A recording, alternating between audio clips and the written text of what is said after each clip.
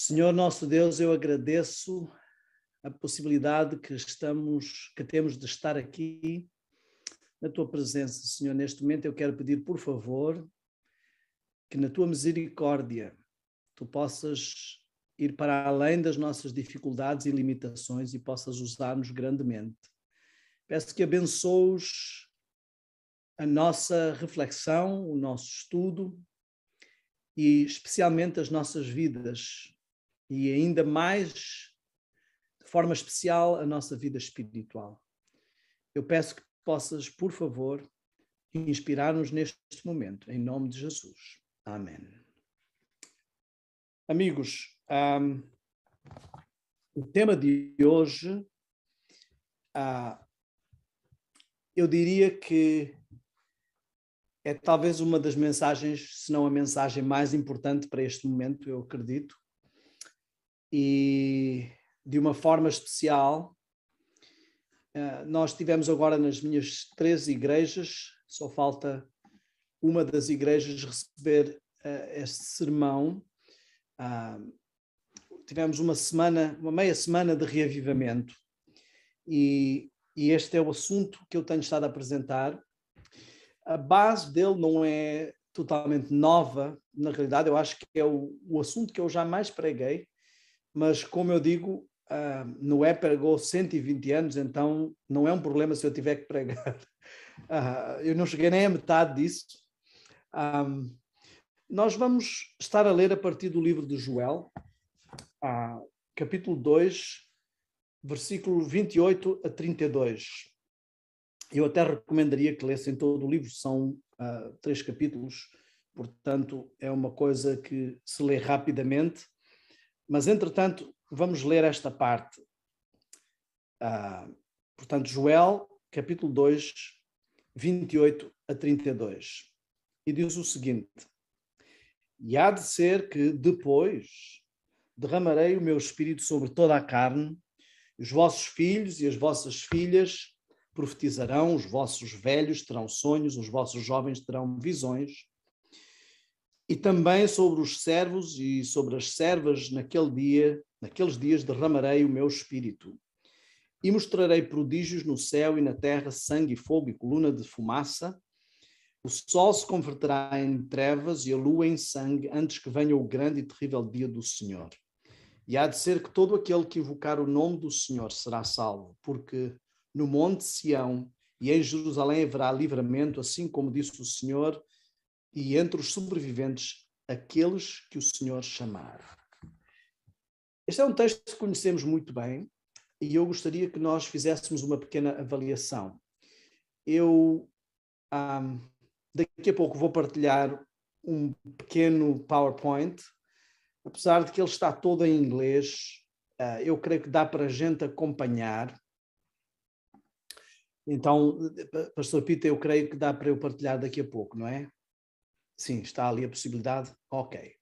Eu queria que mantivéssemos este texto aberto e eu vou compará-lo e agregá-lo com outros textos que nós conhecemos, que falam sobre assuntos semelhantes, porque eu estou com uma perturbação no meu coração quanto aos tempos que nós temos estado a viver, as coisas que temos visto. O meu receio é que, tendo passado a pandemia, nós comecemos a afrouxar. E eu gostaria realmente que estivéssemos vigilantes, porque isso é um perigo muito grande. Esse é um perigo muito, muito grande. Este texto começa por dizer que e há de ser que depois não me está a dizer nada quando é que vai ser depois, não é? Mas se nós pensarmos em outros textos, isso nos vai ajudar a encontrar as respostas. Então, a primeira parte desta mensagem, nós vamos fazer uma análise de onde estamos na profecia, e na segunda parte da nossa mensagem vamos entrar então no assunto exatamente do grande engano de Satanás. Diz, acontecerá que depois derramarei o meu espírito. Conhecemos algum outro texto que nos fale sobre algo semelhante com o que está aqui Joel a citar? Mas eu queria que nós reparássemos no seguinte. Pedro cita exatamente este texto, e nós vemos isso no livro de Atos, capítulo 2, versículos 14 a 17, em que Pedro está a mencionar este texto, e ele vai dizer algumas coisas muito importantes que eu gostaria que prestássemos atenção. A primeira coisa que ele diz no versículo...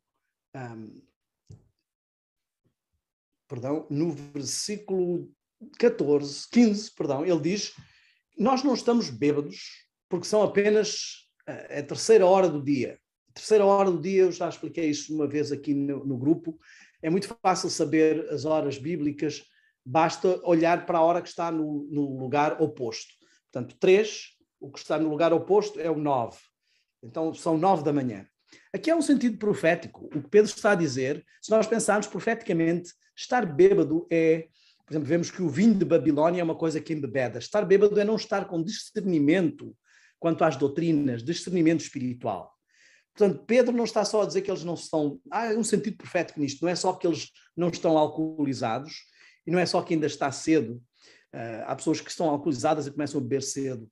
Mas ele está a fazer um paralelo. Nós ainda não estamos embebedados pelo vinho de Babilônia, não estamos em apostasia, estamos no fulgor, e ainda são 9 da manhã, não estamos já na hora 1/10. Estão a ver o paralelo? Muito interessante. Então, Pedro começa a dizer que isto é o que foi profetizado pelo profeta Joel, que aconteceria nos últimos dias. E ele está a dizer que aquilo está a ser cumprido no tempo deles, mas nós sabemos que ali não eram os últimos dias e que não foi ali que acabou a história da humanidade. Então nós vemos que este texto de Joel tem uma dupla aplicação. Mas quando Pedro está a falar, ele diz que isto foi o que o profeta Joel disse que aconteceria nos últimos dias. E depois ele vai dizer duas coisas que Joel também está a dizer. Ele vai dizer que o sol não dará a sua luz e que a lua se tornará em sangue, não é? Antes que venha o grande e terrível dia do Senhor. Joel também cita isso. Ele diz, Joel diz antes que venha o terrível dia do Senhor, e Pedro diz que então vamos ver o Filho do Homem, não é? Vamos ver a sua vinda. Mateus também cita este texto. Mateus cita alguns destes sinais. Pedro vai acrescentar aqui algumas das coisas ao que Joel está a dizer, e Mateus ainda vai nos dar mais outro cenário. Mateus 24, eu vou citar muitos textos, não vou ler todos, por causa da hora, porque eu quero que nós cheguemos a um ponto. Em Mateus 24, versículos 29 a 30, nós todos conhecemos este texto, diz que imediatamente depois da tribulação daqueles dias, o sol ficará escuro, a lua não dará a sua luz, e as estrelas cairão do céu. Jesus acrescenta mais uma coisa. Portanto, nós vemos que Pedro confirma que aquilo é os últimos dias. Depois, Jesus acrescenta ao sinal do sol escuro e da lua em sangue o sinal das estrelas caírem. E se formos a Apocalipse, capítulo 6, versículos 12 a 14, nós também conhecemos que diz que quando foi aberto o 6º selo, houve um grande terremoto, o sol ficou escuro como um saco de silício, a lua em sangue, as estrelas caíram do céu. Então, se nós juntamos Joel, Atos, Pedro falar em Atos, Mateus e Apocalipse, nós vemos este cenário. Vemos que quando é aberto o 6º selo, começam os últimos dias, o 6º selo está a falar em Apocalipse, começam os últimos dias, é o que Pedro citou, estamos nos últimos dias, e isto vem a seguir à grande tribulação. Depois, juntando tudo o que vemos nestes 4 textos, vemos que há um grande terremoto, a lua e o sol ficam escuros, o sol escuro e a lua em sangue, as estrelas caem do céu. Portanto, aqui, juntando, a Bíblia nos diz, não é? Um pouco aqui, um pouco ali, juntando um pouco aqui, um pouco ali, nós temos uma noção clara do cenário, do que é que o Joel está a falar. E essa noção clara nos está a mostrar que vai haver, depois da grande tribulação, e nós sabemos que a Bíblia apresenta duas grandes tribulações, a tribulação dos 1260 anos da perseguição do papado ao cristianismo. Depois temos uma grande tribulação nos últimos dias. Obviamente, se estas coisas acontecem depois da grande tribulação e depois vamos ter o grande e terrível do Senhor, sabemos que esta não é a última grande tribulação. Então, depois desta grande tribulação da Idade Média, abre-se o sexto selo, começam os últimos dias, há um grande terremoto, o sol ficando escuro, a lua em sangue e as estrelas a caírem do céu. Amigos, não é preciso ser engenheiro para entender o que é que o texto nos está a dizer, se pusermos tudo junto. Nós vemos claramente que houve a perseguição dos 1260 anos na Idade Média, houve o grande terremoto em Lisboa, e isto, se alguém chegar a qualquer pessoa, eu cresci na cidade de Lisboa, se alguém chegar a qualquer pessoa de Lisboa e disser, o terremoto é uma invenção, não existiu, qualquer pessoa vai dizer que somos loucos, não é? Eu morei num bairro que as casas desse bairro ou foram construídas logo a seguir ao terremoto ou resistiram ao terremoto. Nós ainda vemos ruínas do terremoto. Estavam a fazer escavações na baixa da cidade de Lisboa para construir um banco e encontraram artefactos e ainda reminiscências do terremoto. Portanto, o terremoto é uma coisa real e nós sabemos quando aconteceu. 1755. Logo, pouco depois, em 1780, nós temos o dia escuro e seria muita coincidência que nesse mesmo dia, à noite, a lua viesse de forma avermelhada. Portanto, os sinais, como Deus disse quando criou a Terra, ele disse que estava a dar-nos os astros, o Sol, a Lua e as estrelas para sinais. E depois vemos que em 1833 houve uma grande queda de meteoritos, portanto as estrelas caíram. Ou seja, esta sequência de sinais fica bem clara. Grande tribulação, terremoto, sol escuro, lua em sangue, estrelas caindo, entramos nos últimos dias e é aberto o sexto selo. O sexto selo é o que precede o sétimo selo, que é a vinda de Jesus. Aqui Deus nos dá uma referência muito clara, que estamos nos últimos dias. Mas nós temos que ver alguns outros aspectos para entender o que é que são os últimos dias. Depois, Joel vai dizer assim, antes do grande e terrível dia do Senhor. O grande e terrível dia do Senhor, muitos têm a tendência, prestem muita atenção, por favor, a esta parte, muitos têm a tendência, especialmente entre os cristãos, mas ainda mais entre os adventistas, têm a tendência de pensar que o grande e terrível dia do Senhor é a segunda vinda. Mas na Bíblia nós encontramos esta referência, esta expressão, de várias formas. Quando Deus manda o seu povo para atacar ou destruir um povo pagão, é como o juízo do Senhor, é o grande e terrível dia do Senhor. Quando outras nações vêm para Israel, é o grande e terrível dia do Senhor. No Antigo Testamento, o grande e terrível dia do Senhor é um dia de pagamento, um dia de justiça. No Novo Testamento, ele fala sobre a vinda de Jesus, mas não só. Ele é o momento em que Jesus toma a dianteira e vai dar a cada um segundo as suas faltas, ou segundo as suas obras, sejam faltas ou sejam boas obras. Então, o dia do Senhor é o dia em que começa o julgamento, o juízo do Senhor. E aqui eu queria que nós entendêssemos, porque este é o ponto fundamental. Joel está-nos a dizer que estas coisas vão acontecer antes do grande e terrível dia do Senhor. Recapitulando, depois da tribulação, ao abrir o sexto selo, há um grande terremoto, o sol escuro, a lua em sangue, as estrelas caem do céu e entramos nos últimos dias. E então é o grande e terrível dia do Senhor que vem. Nós sabemos que o julgamento de Deus tem 3 fases. Se formos a Apocalipse 14, nós vamos ver que diz lá que temei a Deus e dê-lhe glória porque é chegado o dia do seu juízo. Ou seja, esse texto se refere ao início, e às mensagens angélicas, se refere ao início do período de 1844 para a frente. Portanto, estamos a ver que aí já entramos no julgamento. Então, o grande e terrível dia do Senhor tem 3 fases. O início do julgamento, e sabemos que o julgamento começa pela casa de Deus, por aqueles que se dizem cristãos. Depois, este é, portanto, num julgamento comum, num tribunal comum, existem 3 fases: o pré-julgamento, o julgamento e o pós-julgamento. Nós chamamos isso de juízo investigativo. Depois temos a vinda de Jesus e vamos ter todo o juízo que os santos vão fazer daqueles que não foram salvos, para revisar cada caso. E depois temos o juízo executivo, que é quando se vai aplicar a sentença àqueles que não foram salvos.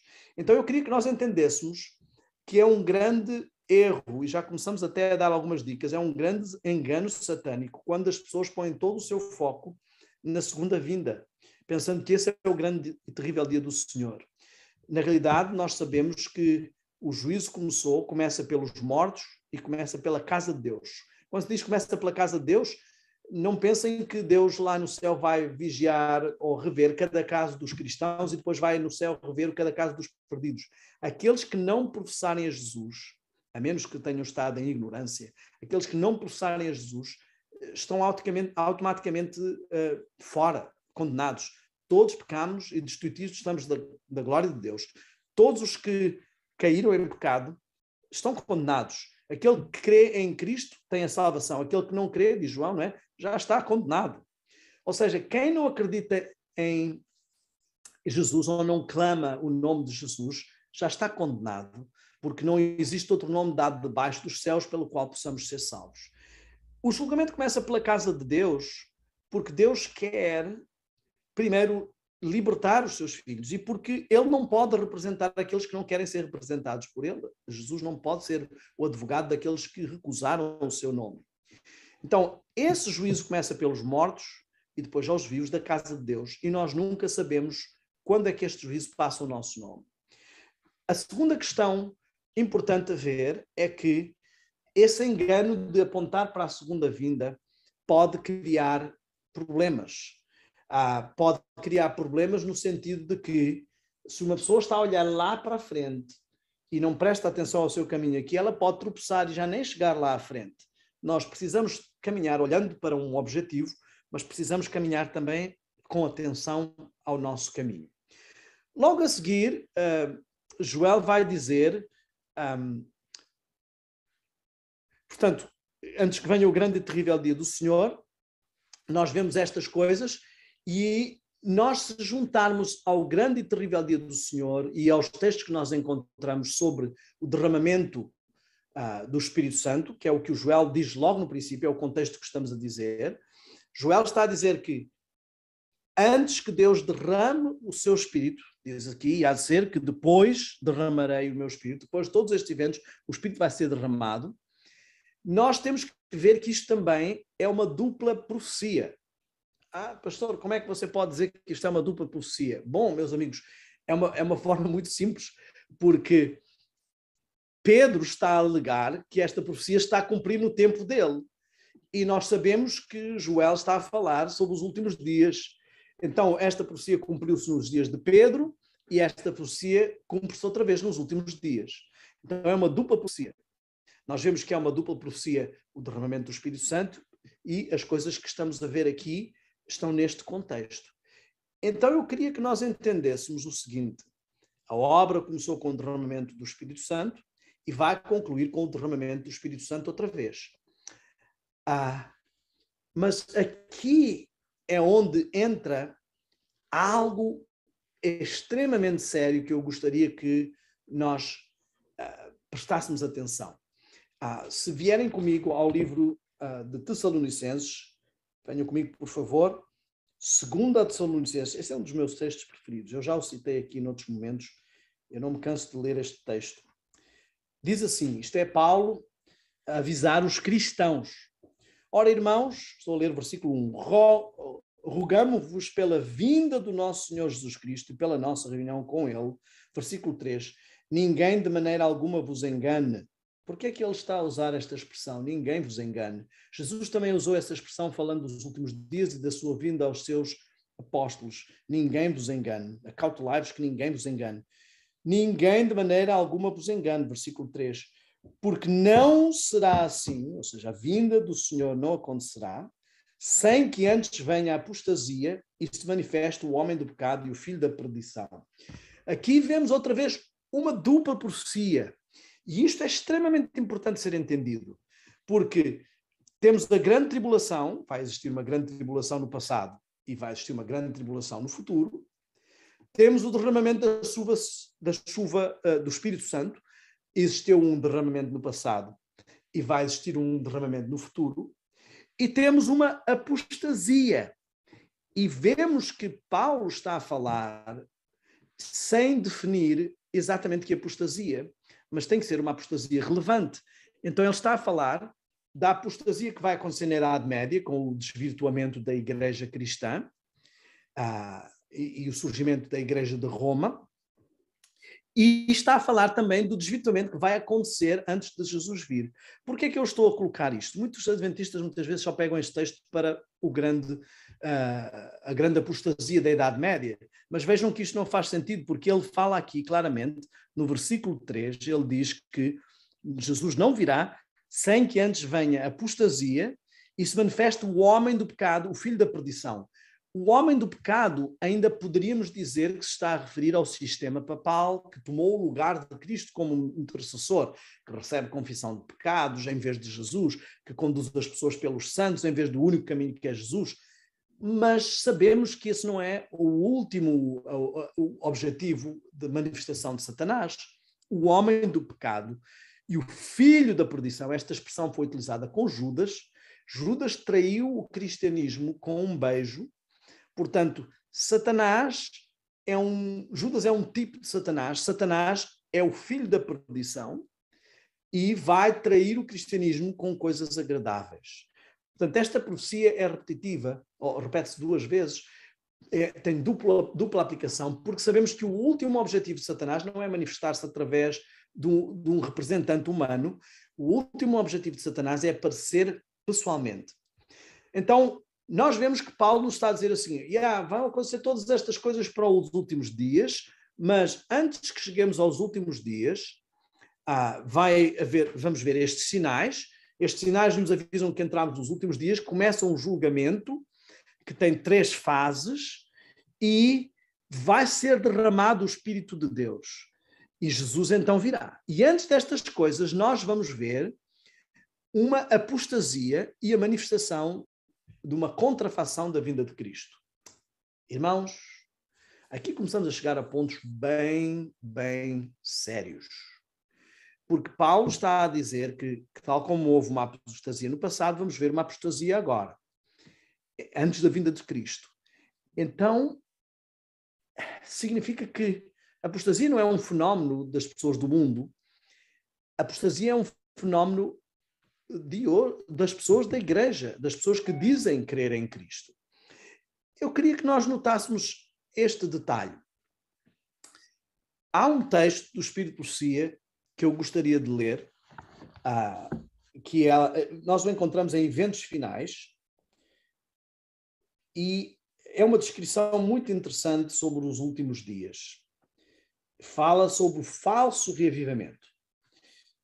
Eu estou a ler, portanto, página 158, parágrafo 1, e diz assim: vi que Deus tem filhos honestos entre os adventistas nominais, ou seja, aqueles que se dizem adventistas, mas que não estão tão sérios assim, e as igrejas caídas, os cristãos, o cristianismo que vai se apostatar. E antes que as pragas sejam derramadas, aqui vemos mais uma pista.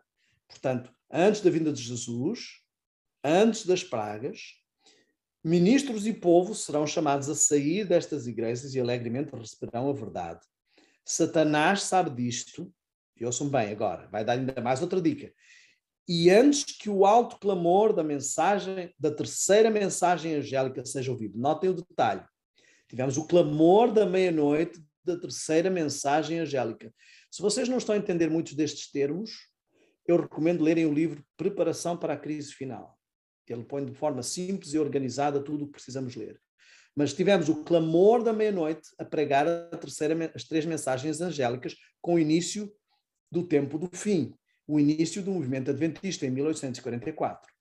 E ela está a dizer, antes que o alto clamor da terceira mensagem angélica. Ou seja, estas mensagens vão ter um crescendo e vai chegar a um alto clamor. Antes que ele seja ouvido, Satanás suscitará um despertamento nestas corporações religiosas a fim de que os que rejeitaram a verdade pensem que Deus está com eles. Se nós virmos, isto está perfeitamente em paralelo com o que Paulo está a dizer em 2 Tessalonicenses. Porque se nós continuarmos a ler 2 Tessalonicenses, ele vai dizer claramente, ele vai utilizar a expressão rejeitaram o amor da verdade e por isso foi-lhes mandado um grande engano. E isso nos faz ver aqui o texto que ela está a dizer, os que rejeitaram a verdade. Portanto, esses são os que vão cair neste engano e esta apostasia.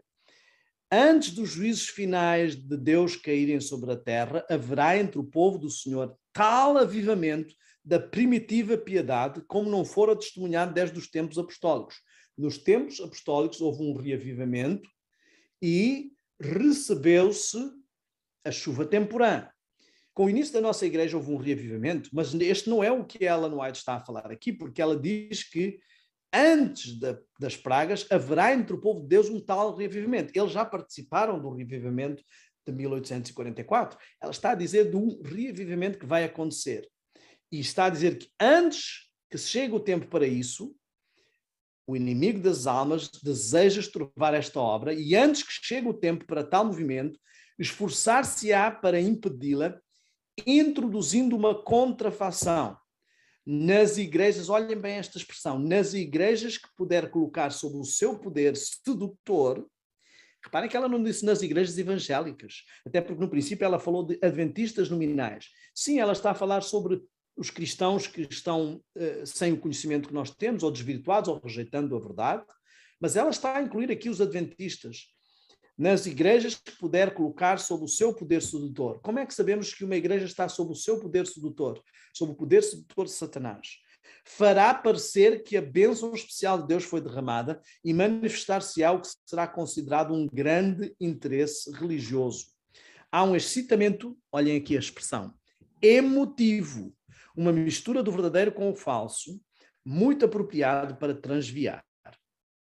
Eu já vou ler a parte seguinte, mas vamos voltar então aqui ao nosso texto. Então temos aqui, vimos todo o contexto em que vai ser derramado o Espírito Santo para a promessa dos últimos dias. Vimos desde que foi derramado com Pedro, vimos todo o percurso da grande apostasia e grande tribulação, o fecho desse período, a abertura do sexto selo, o terremoto, o sol escuro, a lua em sangue, as estrelas a caírem, entramos no tempo do fim, no tempo do julgamento, e antes que Jesus venha, agora estamos aí de trás para a frente, agora estamos a ver de frente para trás, antes que Jesus venha, antes que caiam as pragas, antes que se avolume o alto clamor, vai haver um reavivamento e vai ser derramado o Espírito Santo que Joel estava a dizer ali. Mas antes que isso aconteça, vai haver uma contrafação. Está claro isso? Eu vou partilhar aqui a minha tela e quero pôr um pequeno quadro que vai nos ajudar a entender aquilo que eu estou a dizer. Então, como disse, está em inglês, eu peço desculpa por isso, mas eu creio que dá para conseguirmos ver. Então, eu quero que notemos aqui algo, porque aqui entramos num campo muito importante. Ok? Nós vemos aqui estes sinais que eu estava a dizer. Portanto, o derramamento do Espírito Santo pela primeira vez no tempo dos apóstolos, também está a cumprir a profecia de Joel, e depois vamos ver que vai haver um outro derramamento nos últimos dias, no tempo que precede a vinda de Cristo. Viemos de trás para a frente e vimos que todas as coisas que aconteceram, 1755, 1780, 1833, portanto, os eventos que eu disse, 1844, inicia o período do juízo. E Paulo nos avisa que antes que venha Jesus, nós vamos ver ainda uma manifestação do anticristo, vamos ver uma apostasia e um falso revivamento. antes do verdadeiro reavivamento. Espero que isto esteja claro. Este reavivamento, nós vemos que há uma expressão que Ellen White usa quando aconteceu um evento em 1900. Nós tivemos, depois de 1888, das grandes discussões de 1888, houve uma grande crise com respeito a duas coisas. Tivemos o Dr. Kellogg a dizer que Deus não era só um ser pessoal, mas ele estava em todos os objetos, era como uma força, uma energia em todos os objetos. E vimos, no mesmo tempo, acontecer um fenómeno que foi chamado movimento da carne santa. O movimento da carne santa foi a primeira tentativa de introdução do pentecostalismo no mundo adventista. Algumas pessoas tentam dizer que o movimento da carne santa foi o perfeccionismo, mas este perfeccionismo não era como o perfeccionismo que vemos hoje, não era com o objetivo de ser legalista, era um perfeccionismo condescendente. As pessoas diziam que não importava o que elas fizessem, o seu corpo já estava santo e podiam fazer qualquer coisa que não era pecado e não lhes contava como pecado. Já estavam noutro estágio. Este não é o perfeccionismo de hoje. O perfeccionismo de hoje diz o contrário, que as pessoas precisam chegar a uma perfeição, não podem pecar. E não é o não poder pecar que é o perfeccionismo. O perfeccionismo é as pessoas tentarem chegar aí pelos seus méritos. Esse é o problema do perfeccionismo. A pessoa ter o objetivo de não pecar, não há nada de perfeccionismo nisso. Nós entendemos que perfeição e perfeccionismo são duas palavras que caminham juntas. Quando levamos ao ismo é o problema. Então, em 1900, estou a mostrar aqui esta data, em 1900 nós tivemos estas duas crises. E Ellen White disse que o que estávamos a ver era o alfa da apostasia, e ela, respondendo ao pastor Haskell e a outras pessoas que escreveram, ela diz que viria o ômega da apostasia e que o ômega seria muito pior. Seria de natureza semelhante, mas muito pior.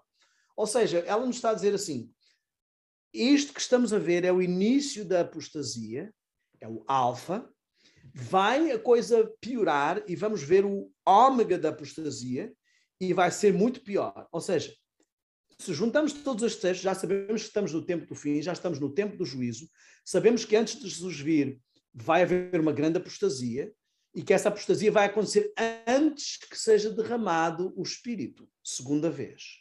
Então, estão a ver, irmãos, eu estou a trazer-vos para um encontro, estou cada vez mais a reduzir o espaço onde nós estamos. Primeiro tínhamos o tempo todo, agora estou a ver que onde já estamos no tempo do fim, e agora ainda estou a trazer mais. Já passamos para 1900 e sabemos que tudo isto vai acontecer antes dos eventos finais. Agora, ouçam o seguinte, ela diz que vai ser semelhante, que olhando para o alfa, nós entenderemos o ômega da apostasia, e, portanto, vai ser semelhante, mas muito pior, mais terrível. Então, que duas coisas é que temos a acontecer durante a apostasia que ela chamou alfa? Temos a apostasia doutrinária que tentou entrar, depois temos Kellogg a dizer que Deus é como uma energia que está em tudo, e temos uma tentativa de trazer o movimento carismático para o mundo adventista. Agora eu queria que nós avançássemos um pouco mais na história, porque assim, a senhora mais idosa do mundo morreu, creio que foi esta semana, não é? Tinha 119 anos, a pessoa mais idosa neste momento, 119 anos. A segunda senhora mais idosa é mais nova do que ela. E o que é que acontece? Não há aqui ninguém, ela nasceu em 1903, não há aqui ninguém que em 1900 estivesse vivo. Então isto pode não ter uma referência clara para nós. O que é que estamos a falar? Eu queria trazer isto um pouco para mais perto, para datas que estão mais próximas, onde muitos dos que estão aqui já tinham nascido. Nós vimos na igreja uma grande crise em 1957, com o livro Questões sobre Doutrina. Esse livro foi inclusive lançado no Brasil. O livro foi um esforço de alguns líderes da igreja de tentar agradar os evangélicos colocando a nossa mensagem adventista de uma forma um pouco mais saborosa ou que pudesse ser engolida pelo mundo evangélico, levantou algumas crises e criou uma grande divisão na igreja. Foi aí que surgiram muitos dos movimentos independentes, em 1957. Ou seja, vejam, já tinham passado 57 anos desde que Ellen White tinha feito aquela afirmação de que aquilo era o alfa e que o ômega viria. Muitos dos problemas doutrinários e da tribulação e do abanar que vemos na igreja hoje começou nesse momento. Mas um pouco mais tarde nós vimos uma grande crise que eu posso dizer, pelo avolumar das coisas, eu creio já ser o início do o início do ômega. E isto eu queria que víssemos bem claramente. Em 1980, tivemos a grande crise de Desmond Ford, atacando a mensagem do santuário. A mensagem do santuário é um dos pilares que começou em 1844. Se destruirmos a mensagem do santuário, destruímos o adventismo. Se destruímos a Bíblia, destruímos a história da salvação. Isto acontece em 1980. E muitos poderão ser distraídos com isso. Mas houve dois movimentos que começaram em 1980 também. Um deles é o movimento antitrinitariano. E o movimento antitrinitariano diz que o Espírito Santo não é uma pessoa, mas que é apenas uma energia. E nos anos 80 também começou um movimento de celebração. Começou aqui nos Estados Unidos um movimento chamado Celebration, que era uma manifestação mais sensorial, uma manifestação mais sensorial de adoração. Eu não sei se vocês estão a ver o paralelo, para mim ele é extremamente evidente. Em 1900 temos Kellogg a dizer que Deus não é só um ser pessoal, mas uma energia que está em todas as coisas. Em 1980 temos o movimento antitrinitariano a dizer que o Espírito Santo é uma energia. Em 1900 temos uma tentativa para trazer o pentecostalismo. Em 1980 temos a segunda implantação do pentecostalismo. E agora eu quero trazer isto para casa de uma forma bem séria. Eu vou continuar a ler o texto que eu estava a ler há pouco, a seguir a Falsos Reavivamentos. Estou a ler em Eventos Finais. Agora vou para a página 159. Estamos a ler a página 158. Olha o que é que diz a seguir. Isto é Ellen White a responder ao pastor Haskell, ele foi à Campal de Indiana e ficou chocado com a primeira tentativa de introdução do pentecostalismo no mundo adventista, do carismatismo. E diz assim: as coisas que descreveste como tendo lugar em Indiana, no tempo da apostasia alfa, o Senhor revelou-me que haviam de ter lugar imediatamente antes do fim do tempo da graça. Ela agora está-se a referir a isto aqui no quadro. Isto, portanto, Paulo e o texto que ela falou anterior estava a falar antes da segunda vinda, e ela agora está a dizer mais tempo. Eu estou a chegar cada vez mais o cenário de quando a coisa acontece. Estão a ver? Eu estou a avançar de trás para a frente e de frente para trás. Eu estou a mostrar-vos que o cerco está-se a apertar e o tempo em que isto está a acontecer está cada vez mais claro. Agora já estamos em 1980, já não estamos em 1755. Também já não estamos a falar da segunda vinda, já estamos a falar de antes do fechamento da porta da graça. Há pouco estávamos a falar de antes do derramamento das pragas, que vai acontecer quando fechar a porta da graça. Imediatamente antes do fim do tempo da graça. Eu não sei, mas esta expressão imediatamente para mim é bastante clara. Eu não posso dizer imediatamente e uma coisa levar mais 200 anos ou 100 anos. Imediatamente demonstrar-se-á tudo quanto é estranho. Irmãos, isto é uma profecia e isto tem o seu culminar em 1910, os escritos sobre este assunto. Ela descreve o que vai acontecer. Olha, ela antes disse que estamos a ver agora o alfa e o que vai vir no ômega é semelhante, mas muito pior. E ela agora está a descrever o que vai vir. E está a dizer que antes de fechar a porta da graça, vamos ver na igreja gritos com tambores, música e dança. E os sentidos racionais ficarão tão confundidos que não se pode confiar neles quanto a decisões retas. Ela diz que as forças das instrumentalidades satânicas são a misturar com o barulho.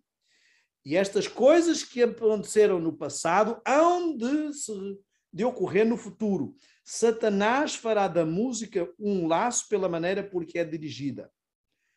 Eu quero dizer uma coisa com toda a seriedade, irmãos, e eu sei que isto pode não ser uma mensagem popular ou uma mensagem agradável, mas eu creio que ela é clara o suficiente. Nós tivemos todo o paralelo da entrada no tempo do fim. Tivemos todo o paralelo a dizer quando, antes de ser derramado a chuva serôdia, veríamos uma falsa chuva serôdia, um falso revivimento. E isso seria o ômega da apostasia. Tivemos a descrição de como seria o alfa e profecias de como seria o ômega.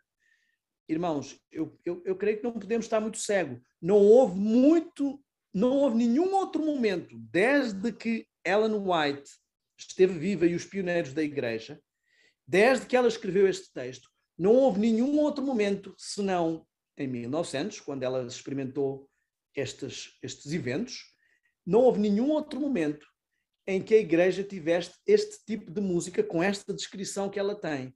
Este movimento começou em 1980 e eu lamento dizer-lhes, mas este movimento está absolutamente implantado no mundo adventista. Este movimento tomou conta da forma de adoração e, na realidade, ele está, e ela não está a falar só de adventistas, na realidade ele está implantado no mundo cristão.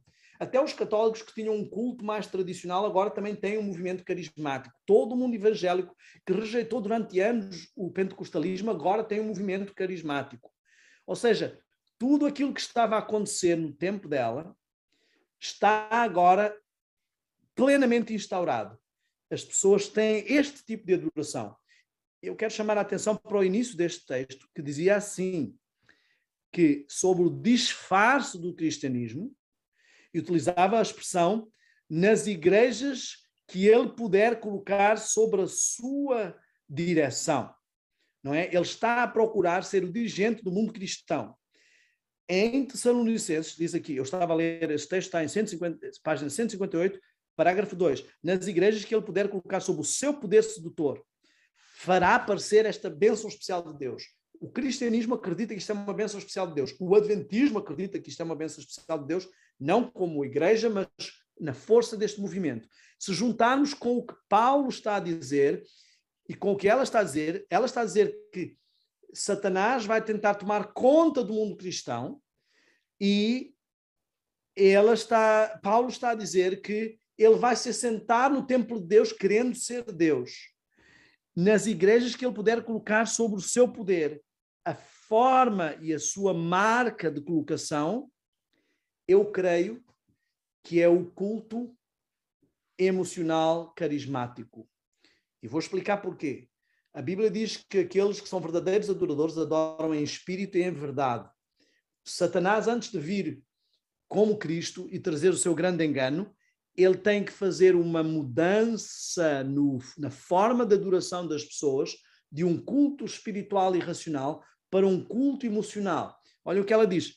As forças das instrumentalidades satânicas misturam-se e diz que os sentidos racionais ficarão confundidos e não se pode confiar neles. É assim que o grande engano vem. As pessoas que rejeitarem a forma como a igreja tem se conduzido até aqui e abraçarem esta forma, elas vão abraçar uma forma emocional. São as que estão a rejeitar a mensagem de revivimento, estão a rejeitar tudo aquilo que foi dado como um culto racional e estão a rejeitar o amor da verdade e por isso vão receber um grande engano. Agora, eu queria que nós pensássemos assim, podemos estar a pensar, ok, pastor, eu entendi. Então, quem estiver a abraçar esta forma de culto ou estas falsas doutrinas, essas pessoas estão a rejeitar o amor à verdade. Eu gostaria de poder ficar aí, mas eu queria que nós entendêssemos que isto é um perigo que não é só para os que estão a abraçar uma música carismática ou uma adoração que caracteriza a repetição do que aconteceu em Indiana e que caracteriza o que ela está a profetizar. Porque se nós lermos Mateus 24 e Mateus 25, Mateus 25 não foi escrito separado de Mateus 24. Não se esqueçam que não havia capítulos. Isto é um texto corrido.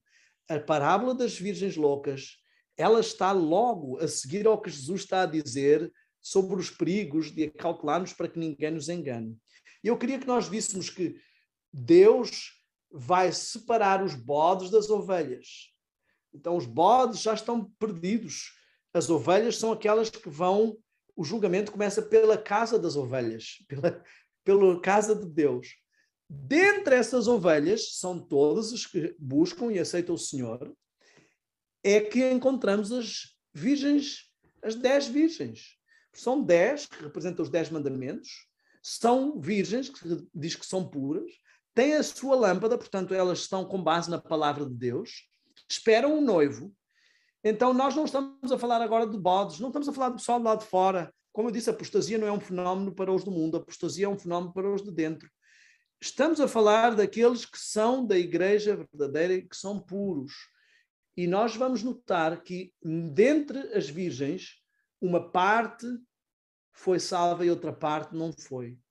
Nós não estamos a falar do trigo e do joio, meus amigos. Estamos a falar dentro do joio. Perdão, dentro do trigo. Nós não estamos a falar de bodes e ovelhas, estamos a falar dentro das ovelhas. E o texto de Mateus 25 está-nos a mostrar que dentro daqueles que estão convencidos, isto agora é assim, sem nenhuma vaidade, mas com o desejo de estarmos bem, entre nós, aqueles que estamos a acreditar nisto, a buscar, estudar e a revivar-nos com esta mensagem, entre nós é onde vai se dar o fenómeno das virgens sábias e das virgens loucas. Amigos, isto, eu não sei quando vocês ouvem isto, o que é que isto vos causa, mas a mim causa-me uma tremenda preocupação.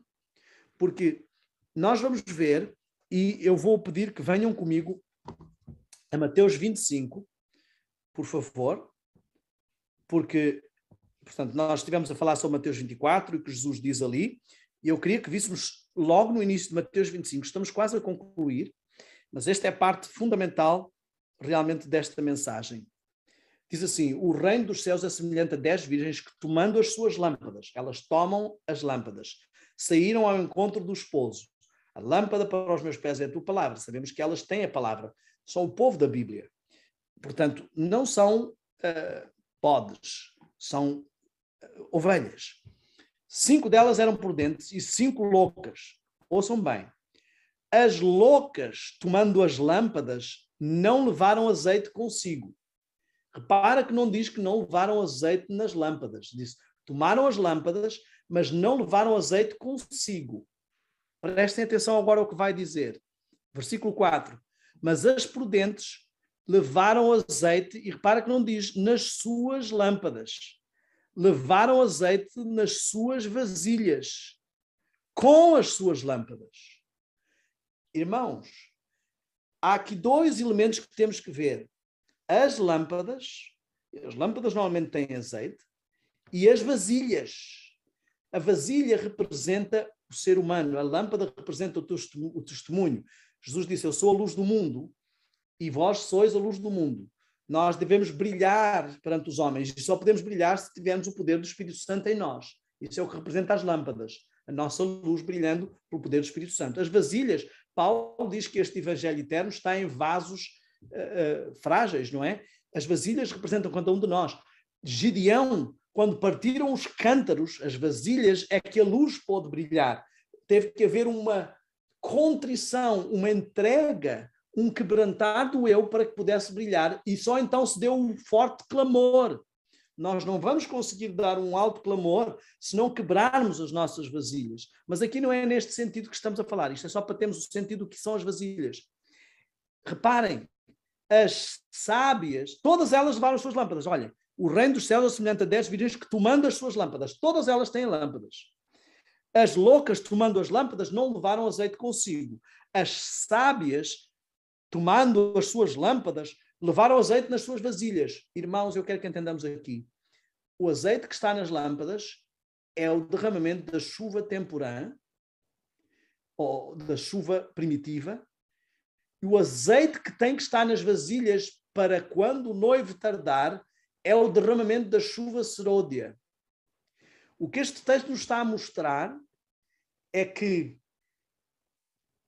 as virgens, aqueles que são sinceros dentro da igreja, o Espírito Santo diz claramente que elas eram sinceras, não eram cínicas, elas acreditam na verdade. Aqueles que são sinceros dentro da igreja, se não fizerem provisão de azeite extra, ou seja, se não se prepararem devidamente para o derramamento da chuva serôdia, estarão entre as loucas, não farão parte das bodas.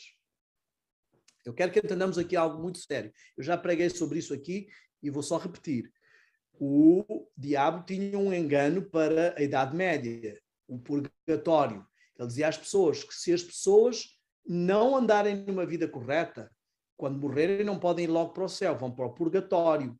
E ali vão sofrer, mas depois podem ir para o céu. Ora, se o purgatório não existe, essas pessoas irão para o inferno. Portanto, não diretamente, sabemos, mas no final, no seu castigo final. Aos evangélicos ele tem dito que se nós não tivermos uma vida regrada, quando Jesus operar o arrebatamento secreto, teremos 3 anos e meio até Jesus vir. Então, todos podem ficar espertos e abrir os olhos e pronto, não vão ser libertados da grande tribulação, mas pelo menos podem ainda pôr a vida em ordem e ser salvos, com muito sofrimento.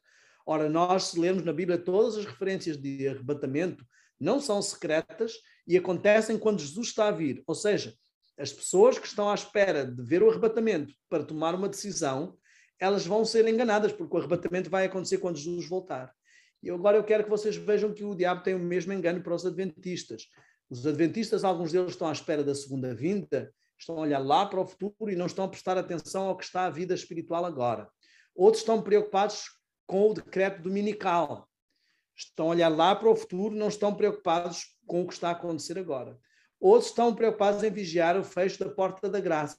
Continuam a olhar lá para o futuro. Mas o pior engano que o diabo traz são os que estão à espera de um futuro em que vai acontecer a chuva serôdia. E eles estão à espera da chuva serôdia para estarem purificados.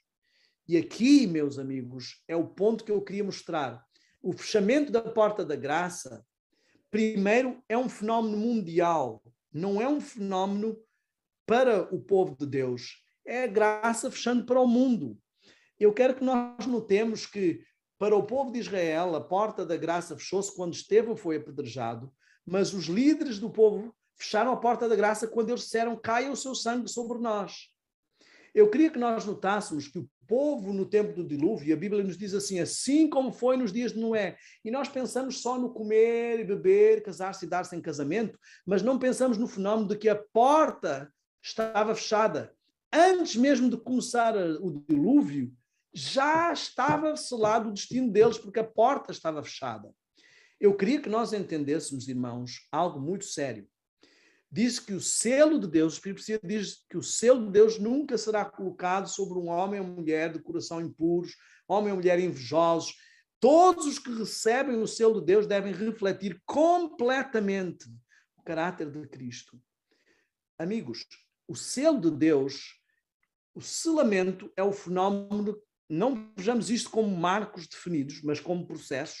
É um processo que vai em paralelo com o derramamento da chuva serôdia. A chuva serôdia vem, entendendo o conceito da chuva, a primeira chuva vem para plantar, a segunda chuva vem para colher. Não é a segunda chuva que vai fazer o grão ficar maduro.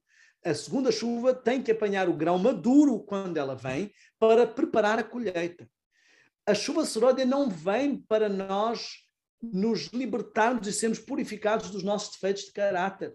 A chuva serôdia vem juntamente com o selamento para sermos consolidados na verdade e capacitados para enfrentar o que vem a seguir. O inimigo tem trazido este engano entre o povo de Deus, esta expectativa do decreto dominical como um momento em que vão decidir por Cristo, sábado e domingo. A sua vida não está espiritualmente forte agora, mas elas acreditam que quando sair do decreto dominical vão tomar lugar por Cristo. Elas não entendem que o decreto dominical é o fim de um processo e não o início de um processo. E o inimigo tem trazido este engano de que, de uma forma mágica, a chuva serôdia vai resolver os problemas que nós não estamos a resolver. As pessoas estão a achar que vão receber a chuva serôdia ainda que estejam a apresentar-se, não refletindo o caráter de Cristo e com as suas impurezas. Elas só se focam que diz que quem é justo continua praticando a justiça e quem é imundo continua na imundícia, com fechada a porta da graça. Mas isso é para o mundo. Para os que vão ser selados, pensem nisto. Deus não vai selar, o selamento é um processo que nos vai consolidar na verdade para que não sejamos mais abalados. Deus não pode consolidar ou selar uma coisa que não está purificada. Entendam isto da seguinte forma: eu não posso fazer um curativo para cicatrizar uma ferida que não foi desinfetada. Deus não pode selar o nosso caráter e selar e aprovar o nosso caráter se ele não reflete o caráter de Cristo, porque o selamento faz com que essa seja a condição com que vamos para o céu. Amigos, eu não sei quão mais claro pode ser. Eu já li convosco aqui o texto que está no livro Maranata, na meditação de 1 de agosto, que diz que quando o refinador vier, ele não se vai centrar para refinar e tirar de nós os defeitos de caráter. Se isso tiver que ser feito, terá de ter sido feito até esse momento.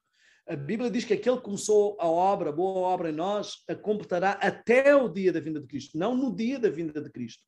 E aqui, irmãos, eu quero que entendamos que o Espírito Santo nos diz que a chuva serôdia vai cair sobre algumas pessoas e outros ao lado não vão notar.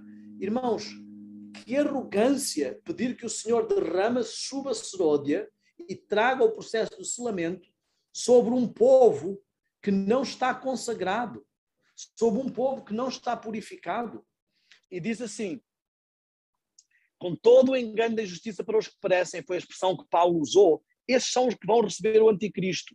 Eu vou-vos dizer muito sinceramente, muitos estão em grande risco, se não quase todos neste momento, o Senhor tenha misericórdia de nós, estamos em grande risco de não fazer a nossa provisão do azeite na vasilha que precisamos para os últimos dias. Não é o azeite da lâmpada, ele não vai chegar, a chuva temporânea não vai chegar para enfrentar tudo o que temos que enfrentar. Precisamos da chuva serôdia. Irmãos, hoje, se ouvires a minha voz, não endureçais os vossos corações. Eu queria concluir só com um contexto. Em 1844, começou o dia do juízo. Em 1844, começou o último período do santuário, o lugar santíssimo. O lugar santíssimo é o período da glorificação. Portanto, temos justificação, santificação no lugar santo e glorificação no lugar santíssimo. Glorificação significa o processo pelo qual somos transformados na glória, de glória em glória, como dizem Coríntios. Glorificação é o processo de transformação da igreja à imagem do caráter de Cristo. A glorificação recebe o seu toque final na segunda vinda de Cristo. Isso é a glorificação do corpo. Mas a igreja, desde 1844 até a segunda vinda, é o período do lugar santíssimo, tem que viver numa presença santíssima, não numa presença santa, num lugar santíssimo. E tem que viver um período de glorificação, de transformação do caráter à imagem de Cristo. Na Bíblia nós encontramos claramente dito sobre o dia das purificações, ou o Yom Kippur, diz o livro de Levíticos, que toda a alma que não se afligir será extirpada de Israel. Levíticos 23, 28 a 29. Diz que esse é o dia da purificação, é o Yom Kippur. Toda a alma que não se afligir, nesse dia não se fará trabalho, diz. Obviamente que o antitipo disso não significa que nós, como adventistas, vamos parar de trabalhar, mas significa que nós vamos parar de estar preocupados e ocupados com as nossas coisas seculares e vamos começar a focar nas coisas espirituais. Nós não vamos deixar que o trabalho, que a escola, que os projetos, os objetivos deste mundo seculares, que eles tomem o lugar que deve ter a preparação. Nós vamos estar em contrição e confissão. É o que diz que temos que chorar sobre o pórtico e o altar. Se lerem o contexto do que está escrito em Joel, Joel está a falar exatamente sobre a necessidade dessa consagração, no capítulo 2, para chorar sobre o pórtico e o altar. Ezequiel repete isso no capítulo 9, fala sobre o que vai acontecer, os juízos, 8 e 9. Irmãos, eu quero que entendamos o seguinte: Satanás tem neste momento sobre nós um grande engano, de grande distração, porque a maior parte dos adventistas que eu conheço está preocupado com o decreto dominical, mas o próximo grande evento que vai acontecer é o derramamento da chuva serôdia.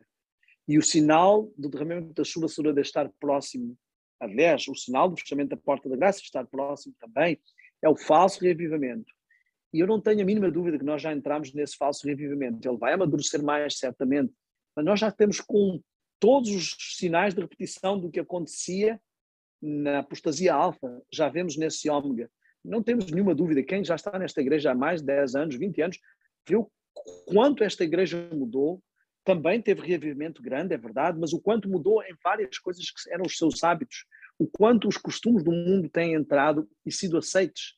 Eu não quero ir aqui para detalhes e ficar a repetir, mas eu lembro quando eu era criança, não havia essa história de pessoa vir com joias para a igreja, não havia essa história de música poder ter qualquer tipo destes instrumentos e ser como música mundana.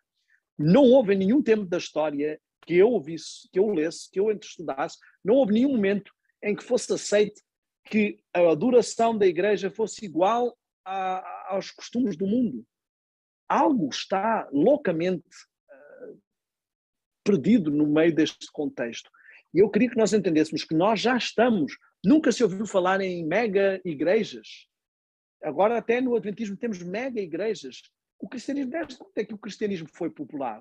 Nós estamos a ver que multidões estão a ser arrastadas para uma mensagem fácil, para um cristianismo fácil, e o inimigo sabe muito bem que se ele conseguir levar os adventistas a estarem distraídos e a não compreenderem que este é o momento da preparação, ele ganhou esta batalha. Eu quero dizer com toda a sinceridade, olhos nos olhos a cada um de vocês, irmãos, e para mim também.